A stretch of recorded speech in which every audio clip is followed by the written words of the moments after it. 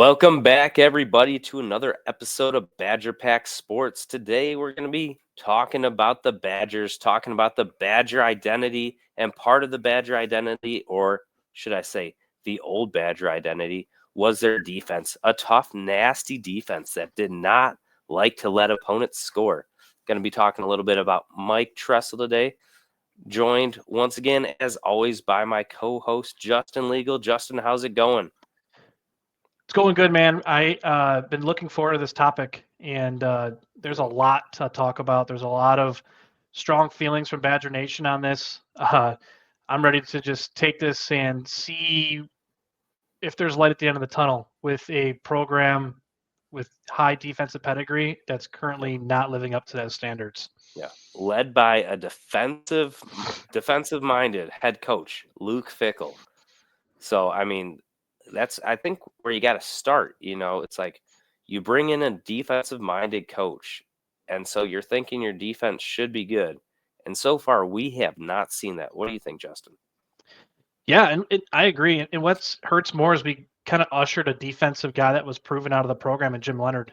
Yep. Tops in the nation from in multiple areas in rushing and points per game, and we go from that to just complete disappointment and Yep. seeing teams like Iowa pour on points on us and just seeing a lack of explosion. We ranked towards the bottom in tackles for loss last year. We had 14 sacks all season last year. Yep. All season. It's Yep. just uncharacteristic. It's disgusting to watch, honestly. Yeah, no, and it's a little frustrating because just from what I've heard, Jimmy Leonard had accepted the defensive coordinator position. He was going to come back, but then it sounds like there wasn't clear communication because he was offered the position, but then all of a sudden it turned into, well, actually, you're going to be co-defensive coordinator with Tressel. And at that point, he said he was out. So I know a lot of Badger fans, it's like we all still wanted Jimmy. His defense had been proven. I think people are going to be like, well, he couldn't actually recruit that well. But it's like, I think if you would have brought Jimmy in with this staff and the actual recruiting department, he would have been able to get some dudes. It's like maybe they don't get Xavier Amos, but maybe Xavier Amos, it's like he left anyway. So what's it matter? You bring Xavier in the Lucas. tough, hard-nosed kid. You're talking basketball. Oh, Xavier I'm talking Lucas. basketball. Oh, I totally did. It's March. It is March. It is March, too. Maybe that guy who just left. Maybe he's just left my mind. He's just dropped out of there. Just old memory. Just an old memory. Yeah. I mean, this could be an hour-long episode just unpacking these defensive problems. I mean, where do you start? Like, Robbie, if you had to pick one place where it's like, Justin, what's something that's just at the top of the list of like, this just ain't right. We got to fix this now. This is going to help turn the defense around. Is there one? Yeah, I mean, I think you have to look at the defensive line. I think that's the biggest thing. I mean, we talked about the edge rushers and everything, and but it's like, man, CJ Getz was out there all the time in the first year. It's like, we couldn't bring in any talent there on the edge. It was just, that was ridiculous. The defensive line, it's like, we just didn't really have anyone there. Then you had Gio Paez, and then you had Rodas Johnson. They had transferred out, and I just feel like we didn't replace them. Darian Varner, it just seems like we haven't actually brought in size. And I did bring this up on the other episode, though, just kind of talking about Luke Fickell entering the third year. It's like, I do think that they spent money elsewhere and they didn't want to spend it on the defensive linemen or the guys they were looking at. They were looking at the $1 million guys thinking that they were, they were balling, but it's like, dudes, you guys are balling on the budget right now because you ain't performing well enough. And hey, one guy that deserves a shout out is Elijah Hills, guy that came in last year, kind of unnamed, undersized, a guy that was just like, oh, he's a nice depth piece. Ended up showing out last year, which is unfortunate. You want a guy with maybe to pair up with him, but he's a guy that he kind of jumped off the screen and is a guy that really overperformed expectations. And I would say he was one of the lone bright spots on that defensive line last year. Yep. Yeah, no, I think you can definitely tell that they've made an effort to go and get the smaller school guys. Like I said, they're not going for the $1 million guys anymore because I think they realize that they can't get them. Yeah, and I think the staff deserves a little bit of, I don't want to say, leeway, but the NIL era is really weird right now. In a school like Wisconsin, it's tough because it's like we're not blue bloods, but we think we are. We kind of like we puff our chests out like we're a Penn State or a Notre Dame, but it's hard, and obviously I know we're not super in tune with the NIL collective and how much is being fed into the program, but I think you're starting to see it in the type of guys we bring in from the portal, and even some high school recruits that we obviously have to think about from an NIL standpoint. I think that needs to keep growing, and I know that's kind of evolving over time, and every school is going through this too. It's not just a Wisconsin problem. I think you're seeing some schools that maybe were ahead of the curve, or they just have more financial resources, like some of those schools in Texas, Ohio State, Michigan. So that's another layer to this that maybe isn't directly involved with coaching, but with talent and bringing guys in for the right dollar amount. It's tough. Well, and I think that you might see an issue because all of a sudden you're going to have like 3 or 4 years of these guys and these contracts. And it's like, I think that's where it's going to get messy. It's going to be like in the NFL or like any other league where all of a sudden it's like, oh man, we've actually spent quite a bit of money. I know like down in Texas, it might not be as big of an issue, but you are going to be like, oh man, we're paying this guy, but he's not actually producing that well. And it's like, so it's going to be hard to go back to those boosters when you're like, we need more money. They're like, well, why are we paying this guy though? Because he's not doing anything. So and why do we only have 5 wins? Why do we only have 5 wins? No one's going to write checks for teams missing bowl games. That's just the reality. I wouldn't want to write a check for that if I'm a billionaire. But I want to dig into some numbers here, Robbie, because I think numbers can be misleading, right? Like one of the things with the defense last year, 23 points per game. That doesn't sound atrocious. You're kind of thinking like, really? It was only that much? Yeah, no. I would think that if you give up 23 points, I would say you should be able to win that game. I think you should, as an offense. I mean, the Badgers were about at 23 points last year on offense. So it's like, okay, that's not actually good enough. But it used to be like the Badgers were at least at like 28 points per game. So in my opinion, 23 points, good enough to win. Right. But then if you like uncover the rock a little bit, the 7 losses, we gave up average of 33.5 points a game. And that's where you start having the alarm bells up. And you look at that schedule this year, Bama, Ohio State, Michigan with potential, with some talent injection there, having to go to Oregon. Even though we shut them down in Camp Randall last year, I have a hard time believing we can duplicate the effort in Eugene. We have kind of a murderer's row there going against some really good offenses. I don't know, man. I have no confidence in this defense right now. And they brought in some guys in the transfer portal, that we think can impact, but it's so hard. We said this last year at the linebacking room with the amount of guys they brought in, but we just kept leaving every game wanting more. And we just felt there was is it a talent gap? Is it a scheme gap? I mean, I don't know. I really don't know.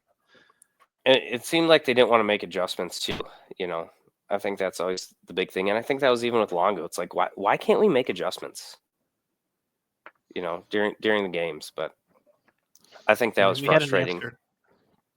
Yeah. And I think if we had an answer to that, we'd probably be employed by that staff. But I don't know. And the other thing too, talking about taking the ball away, the secondary only recorded 4 interceptions all season. That's not going to cut it. I know Ryan Herring's had the safeties coach on his Locked On Badgers. Yeah, Jack Cooper and Locked On Badgers. Today's March 7th. For those joining when we're recording, he had him on yesterday, and it got posted this morning. But one of the things that he brought up was the emphasis of trying to take that ball away, and I think that alone, gives your offense a break, having shorter fields, helping turn momentum in a game. I felt like last year watching all these games, like the defense had this bend don't break mentality, but like they broke more than bend. And then when you're having a guy, unfortunately, like Braden Locke on the other side, the defense almost had to play a perfect game for us to even compete in most of those, and especially against higher competition. Yeah, no, and I would say actually the Badgers once again just had their pro day today. So and the numbers came out.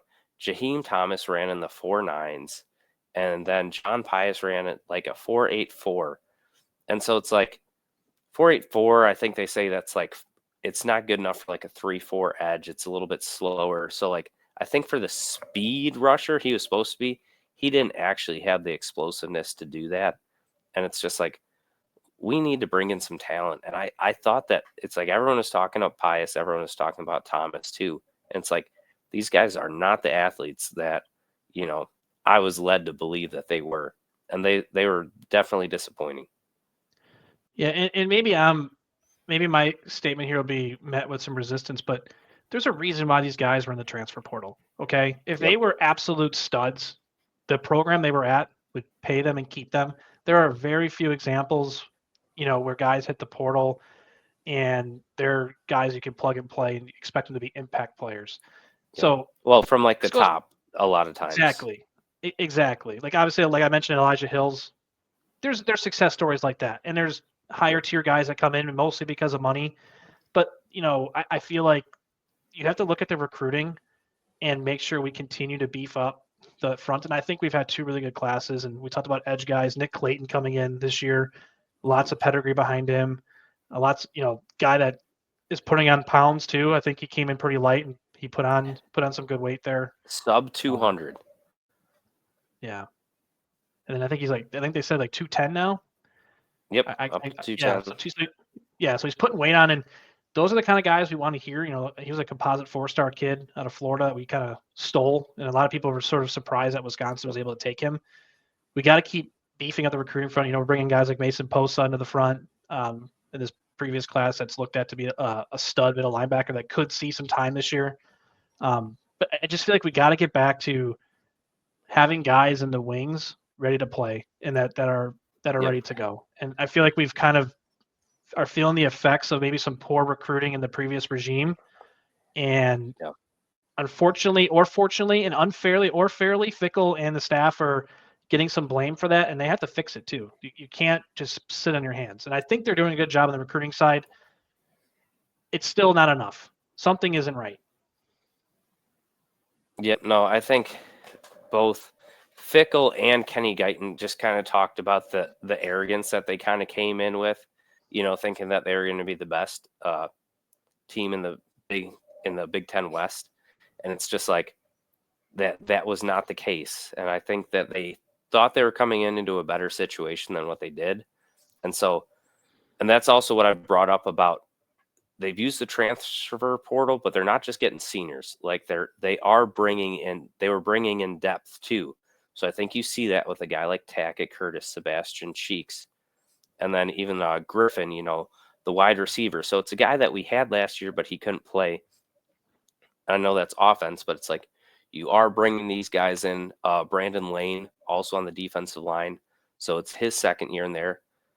It's like, so you do have these guys that are getting better. Even like look at Nizier Forkreen.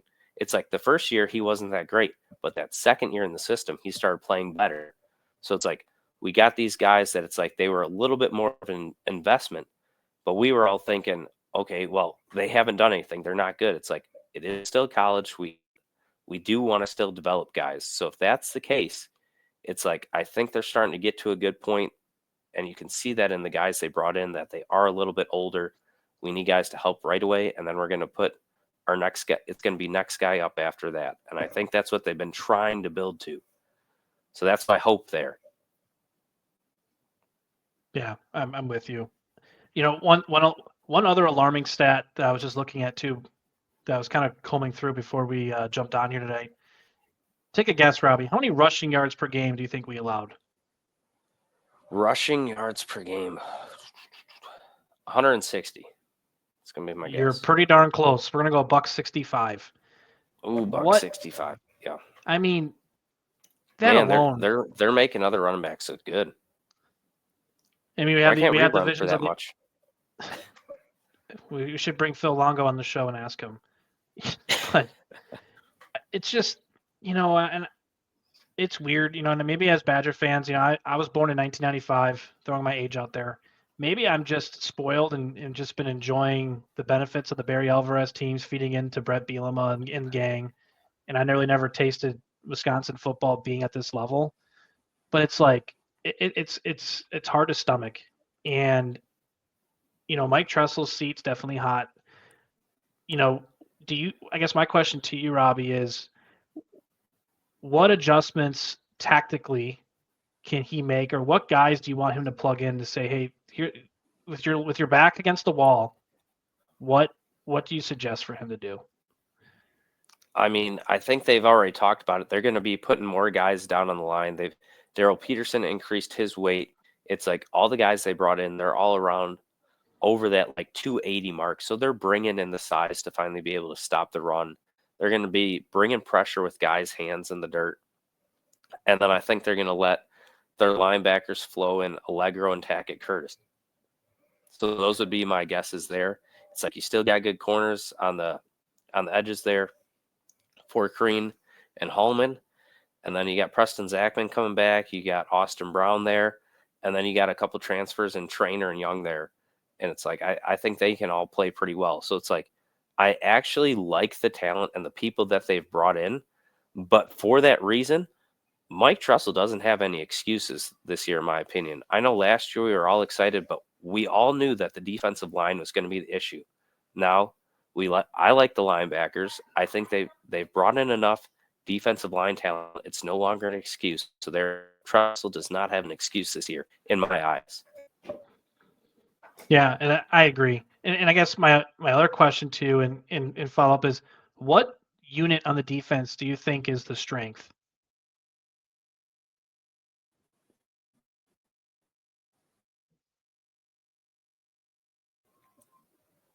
Yeah, so the strength of this defense, in my opinion, it's still going to be the corners. Like, I just got to go with it just because it's like, if you do get Nizier Fortgreen back, it's like he was a top guy, and Hallman. It's like Hallman, 2 years ago had all those interceptions. I still think he has the talent there, and the other teams weren't throwing at him.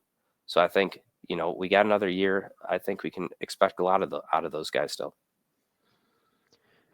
Yeah, it's funny because I know when the transfer portal opened, we all were panicking about the secondary because all the guys that left. Yep. I'm kind of torn. And I was putting this in our Discord. I'm pretty bullish on the linebacking crew. I mean, I think Tackett Curtis, I think Christian Allegro, I think you have guys like Mason Posa behind them, and I'm missing a bunch of names. Bear with me, but I just feel like there's some solid depth in there, and I think, with Allegro and Tackett with another year in the system, I think they're being told they're the guys, and I think they're going to come with vengeance and ready to prove doubters wrong because they know the defensive unit as a whole is being questioned. I still think the defensive line's a question no matter what. I mean, we brought in a lot of transfers or bigger guys, different body types. I got to see it to believe it and see what's going on and before I even put any sort of faith in the defensive line. Yeah, no, I was definitely close to going with the linebacker, like you said, but I think just knowing what Hallman and Fortgreen can do, that's what made me pick them. I think if I had seen a little bit more out of Tackett last year, I would have gone with the linebackers. Yeah, and I think his health had a lot to do with it too, and we talked about that in a previous episode. So hopefully, with a healthy, healthy offseason. I love my him. boy Tackett. Yeah, and I do too. I just watching his film. If anyone that needs they're trying to cut coffee the other day and they want to wake up, put some Tackett Curtis film on. You won't need coffee. The guy will energize you and fire you up. So yeah, Robbie. I mean, I feel like we beat a dead horse on this. I'm just trying to wonder, what are some of your final thoughts just with Mike Tressel and the defense? Yeah, I mean, it's similar to the offense in that we need an identity, and I think we got to be physical. And it's like, so that's where I'm hoping that, the strength is what you're saying, and that it's the linebackers, because then it's like, that's what Wisconsin's been known for. So I'm hoping we can stick with that. So, I mean, it's got to be physical, and he's got to be able to make adjustments. We cannot be seeing the same things where it's like, we're not getting pressure, we're not bringing blitzes, and we're just staying in the same coverage and letting teams carve us up. And also that 165 rushing yards, that's unacceptable. We need to bring that down. It needs to be at least sub 150. I know that's not that big, but it's like improvements. That's what I want to see, improvements. It's like I want to, if they get over 100, that's fine, but it's like at least 120, that would be really nice. Right. Those teams are just going to run all over our throats in the Big Ten. Yep. being in a major conference like this with tons of talent, 18-team conference as well. I mean, again, I feel like with this team, I have some days where I'm optimistic, and I have some days where it's Yep. like, man, are we really going to celebrate a Vegas Bowl berth? Or I don't even know anymore. And I know next year's schedule is tough. It's so hard to go from Orange Bowl, Capital One Bowls, Outback Bowls, and then we just kind of have just been working our way down, and the standard has just gone down and down and down. So hopefully we have lots of videos and streams this year of celebrating wins, and we're talking about overachieving.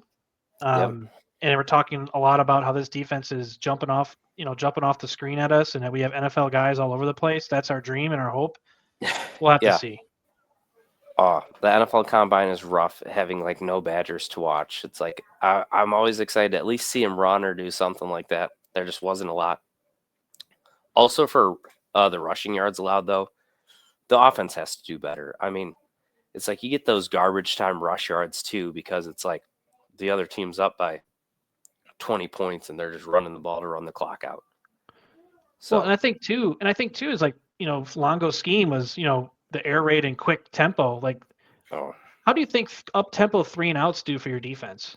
They're gassed on the sideline. They got to come back out because we had inept offensive play last year. So that's just a ripple effect. And I think the defense was just, from opening whistle, we're just trying to army crawl uphill the whole game. And hopefully the offense can complement the defense in that regard, where we at least have some sustained drives, or if the drives are quick, we're putting points on the board. Because nothing is more frustrating than being out, doing your job on the defense and getting a stop, and your offense getting quick 3 and out, and you're back on the field, and you're not providing turnovers, you're not creating tackles for loss, you're not sacking the quarterback. It's a bad experiment, or not experiment, but it's just a bad mixture of everything, and you're going to get what we had last year. And until that changes, I don't know what else to say. No, it is an absolutely terrible combination. And, I'm hoping, like I said, we got a new identity this year with Grimes coming in. And I just want it to be, physical, nasty, tough Wisconsin football, kind of like what I said to start the show. That's what I want us coming back with. And I think, that's the big thing. It's like Tressel, like I said, Tressel's is on the hot seat. Longo's already gone. So it's like, if we need to make changes, that's what we got to do. Fickle's not going to be gone. But it's like year 3, Tressel, he either shows improvements or he's out. And it's like, that's what it's going to be this year for me. It's like I said, he's got no excuses looking at the roster, in my opinion. And I think that's how we'll end the show. It's like, that's all we can say. It's like, you got the talent, get it done. Yeah, I agree. And we want to hear your thoughts. Drop a like on the video, but also comment, what are some things you're looking for, on the defense? Where do you stand with Mike Tressel? Do you have a shorter leash or a longer leash? What scheme do you think he's going to run? Give us some names of guys that you expect to jump off the screen at you. We would love to interact with you and talk about that further. Yeah, and if you like Mike Tressel, feel free to put why you like Mike Tressel. I doubt there's going to be one, but if you're there, we're open to all perspectives on Badger Pack Sports. We do not discriminate opinions on the Badger football program, because I don't think I think we think we have an idea what's going on, and then something else happens, and we're back to square one. So I agree, Robbie. I think proven wrong. That's right, and I agree, Robbie. That's a great way to close the show. Drop a like on the video, subscribe to the channel for more content. We're gonna be pumping a lot more out of your way. We're going to do some live shows. We're going to be doing some NFL mock draft. We're going to do some March Madness stuff. There's a lot of things coming. We're excited. And with that, we'll see you next time on Badger Pack Sports. See you.